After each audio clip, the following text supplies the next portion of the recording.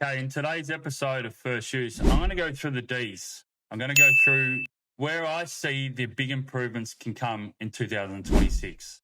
They were not too bad inside forward 50s. In fact, they're ranked 7th in 2025.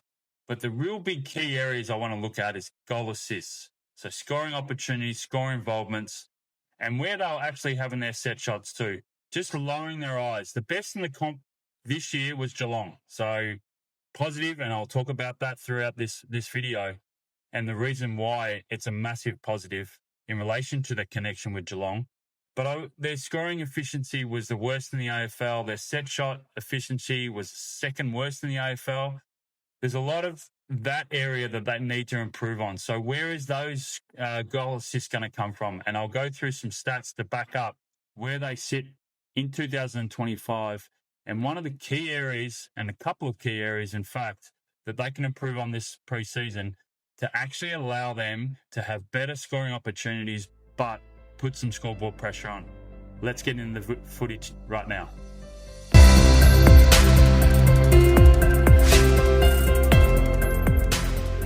Okay, let's dive into some stats. And the main focus of the video today is three key areas I want to focus on. So inside 50s. So for Melbourne, inside 50s in 2025.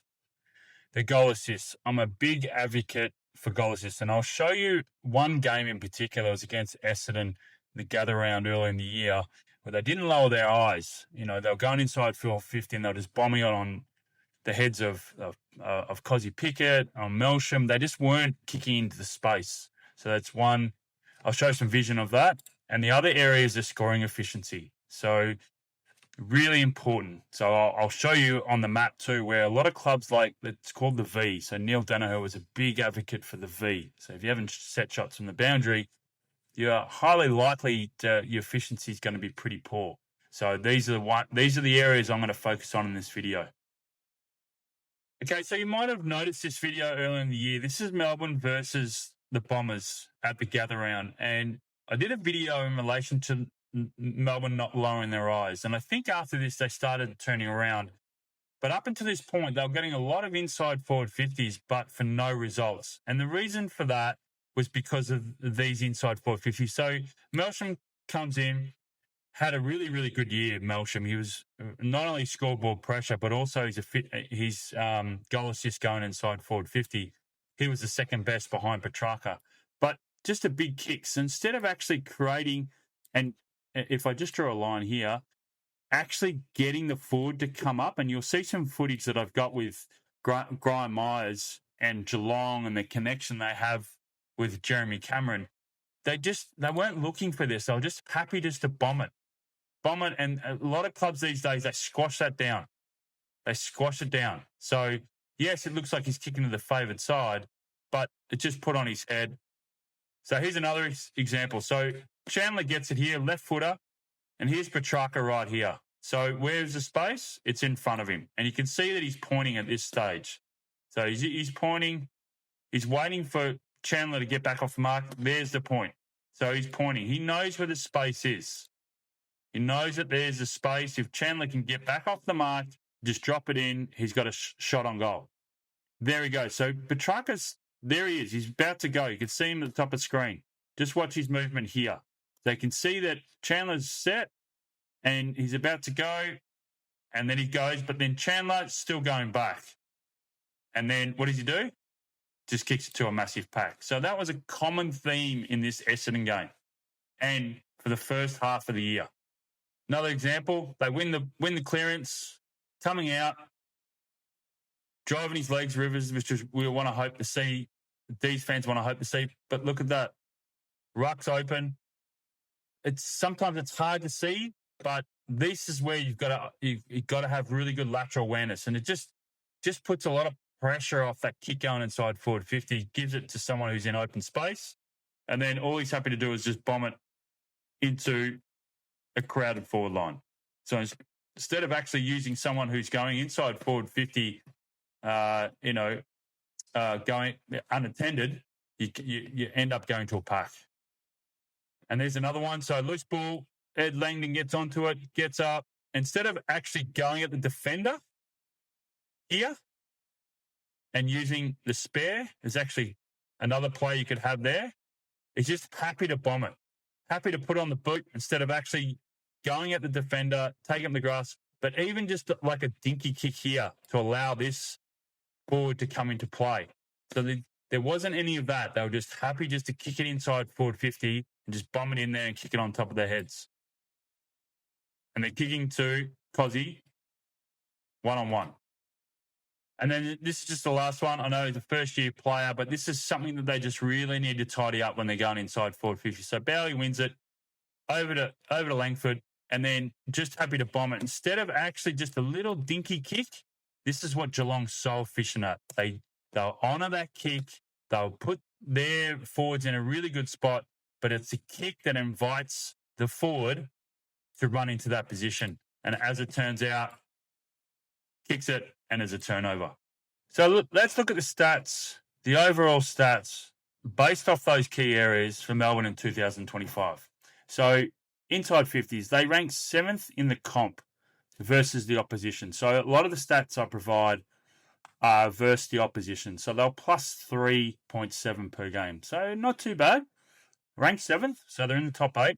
The best was the Bulldogs at 8.9 per game. And a lot of that is a result of, you would have seen my previous video, they were the number one clearance side in the competition. So if you're winning a high percentage of the clearances, you're going in your forward half quite a lot.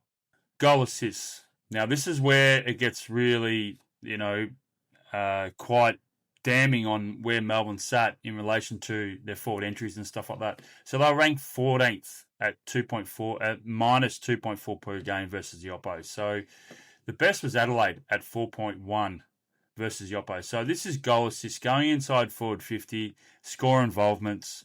This is where it really becomes quite damning for the Dees. Their scoring efficiency. So you've got it. The actual way of goal assist is putting your teammate in the right position. A lot of that's to do with forward structure as well, and I'll get into why I think Stephen King being nominated as a coach is a massive win for the Dees.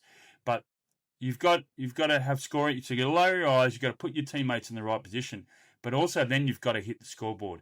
So overall scoring efficiency for Melbourne in 2025 was 41%. That was the worst in the comp. Go to set shots, they're 48% in set shots. That was the second worst in the comp. So yes, they're getting good entries inside forward 50, and this has been well documented and well spoken about in the media in relation to going forward but just not converting their opportunities. So this is a big area, but the real key area, and this is something I want to focus on throughout this video, guess who was the best? Geelong. Overall, 53% in their scoring efficiency. Set shots, 59%. So huge outcome. And that's why they were able to be in the grand final and be efficient in that area.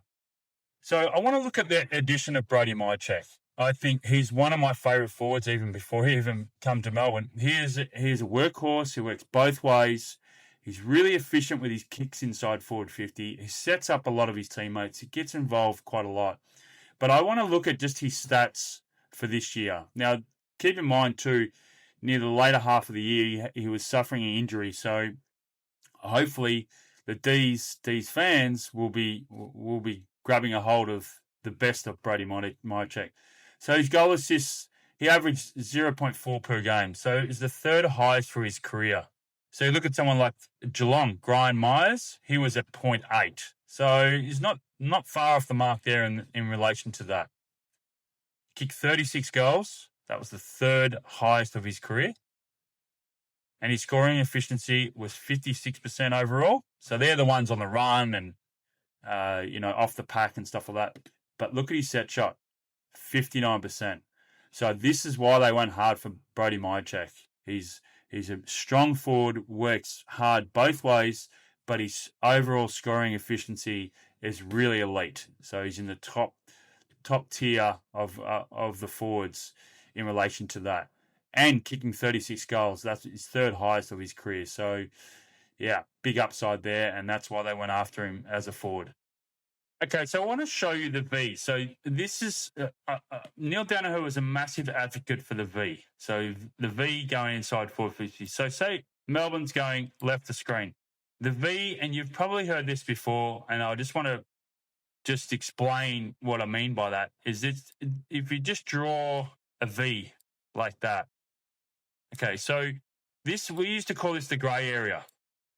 So yeah, you're going to have set shots from there, but the high percentage of that area is really hard. If you're right footer, okay, left footer, okay. When Essendon had Matty Lloyd, they used to open this space up all the time, and no matter how much you try to clog up that area, when they were going inside forward 50, they opened that space up for their forward. So they had it really in sync to allow for Matty Lloyd to lead into that area. And you're going to say, well, why was that? Well, it's because he's a left footer. When we had David Neitz running in the forward line, Russell Robinson, we used to try and leave this area open. But we try to make sure that we try and get our set shots happening in the V. And that's where a lot of clubs do this these days. They try and make sure that they're getting a lot of their set shots in this area. And why? Because it's the chances of kicking a goal. It's a lot more efficient, a lot easier. But it's also forward structure. So what I'm trying to get to, and what I'm trying and get you to understand, is that the delivery inside forward 50, if you get a mark here, it's all well and good, but it makes it a lot harder. That's why a lot of the players are doing these round the body, check sides, all that sort of stuff.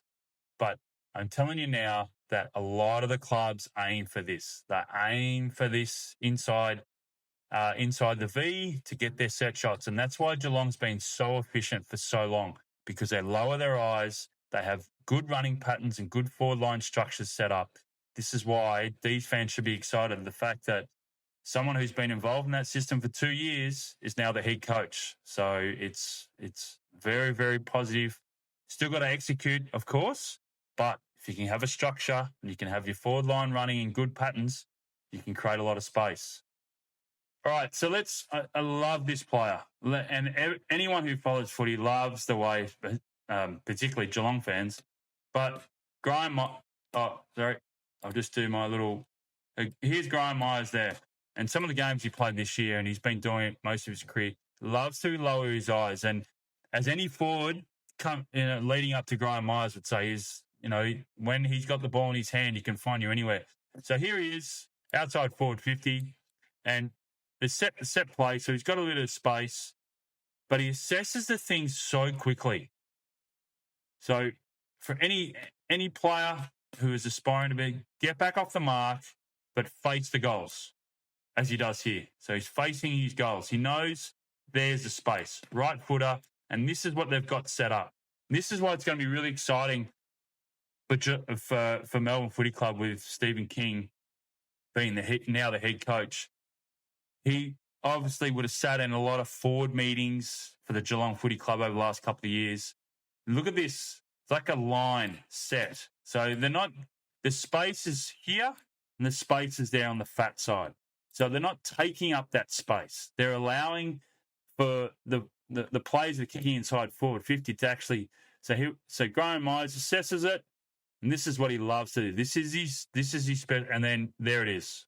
Bang. There's the space, and mark and have a set shot inside forward 50. So he's come on. Here he is here. So even though this might seem like a simple thing, you've got to be able to have space and structure in the forward line. So you've got Cameron here. You've got space. They're creating these little pockets of space. No one's running into each other. This is why forward structure is so important.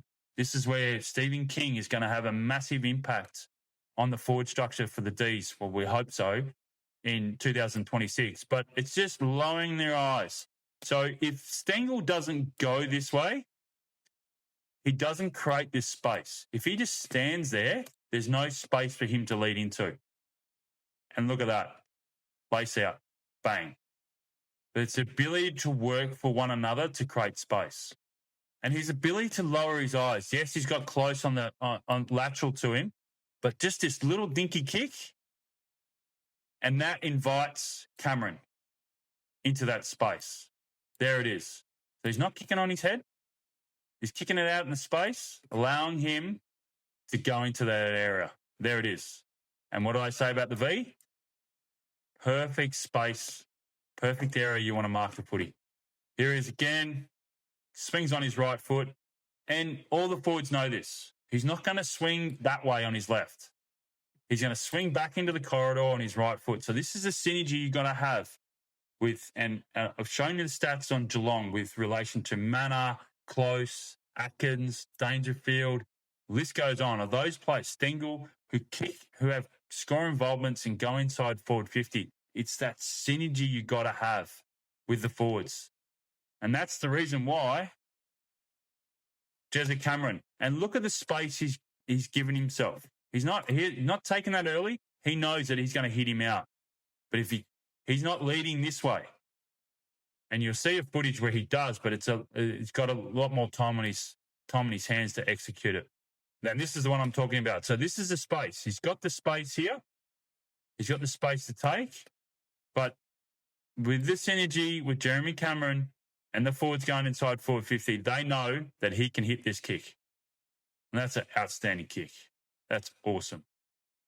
Now, I want to touch on Geelong in their goal assist players for 2025. And this is a massive eye-opener for me. So the Dees, Melbourne want to have that link up. So you're coming inside forward 50. You want to be able to lower your eyes. And the perfect person that's off the top of your head, and I've just shown some footage of him just then, is Graham Myers. The ability to lower his eyes, kick the ball into the favoured side of the forwards, but to put his forwards in that position. So it's not necessarily putting on their heads, it's putting in the position. So let's have a look at the goal assists for the Geelong players in 2025. So they had 6 in the top 20. Massive in relation to Melbourne had only 1, and that was Petrarca. Now he's at the Gold Coast Suns. So this is where the thinking and the link-up play of the players that are going inside forward 50, I reckon this should be a really key focus for Stephen King and his coaching staff. So let's have a look at the 6 players. So those players included Close equals 2nd, Dangerfield equals 2nd, Stengel equals 6th, Atkins equals 16th, Myers and Manor all equal 16th. Petrarca was 16th. The next best was Melsham at 36. So Stephen King's got to look and go, okay, who's going to lift? And the big positive from this, massive, I think it's a massive positive. Where has Stephen King been the last two years? Helping the mids at Geelong. And that connection into the forward line. Those players, the half forwards coming up. You see Manor getting the ball in rebound 50s. You see Graham Myers getting the rebound from deep in a rebound 50 and linking up and going inside forward 50. This is what I reckon Stephen King is going to focus on. Those small forwards coming up, but the ability to make right decisions going inside forward 50 and get their scoring assists, the goal assists, get them going through the roof and have some connections going inside forward 50. So there you have it. There's the area I think the Dees really need to improve on in 2026. And it's great that Stephen King is the coach because he's got the experience of the last 2 years being involved in a system that works so well going inside forward 50. That's what they need to tidy up. The addition of Brody Mihocek is a huge one for the Dees as well. He's going to take the best defender for the opposition. So then it allows the Van Ruins, it allows the Fritsch, it allows them to actually roam a little bit. And you put the Milkshake in there as well, that all of a sudden they're not the main targets for the opposition to go after. You got Brody Mihocek taking that. But it's that a scoring efficiency, that's goal assist, connection inside forward 50. Their stats were not too bad. They're 7th in the competition for inside forward 50. It was just that final piece, that score involvement, the goal assist, and also the scoring accuracy. But if you were to draw a heat map, I reckon a lot of the kicks, a high percentage of the kicks would have been near the boundary because of the forward structure wasn't working for one another. So that's the massive positive I see with Stephen King coming on as the head coach. Hopefully, for Dees fans, they can get that connection happening. So look out for that in 2026.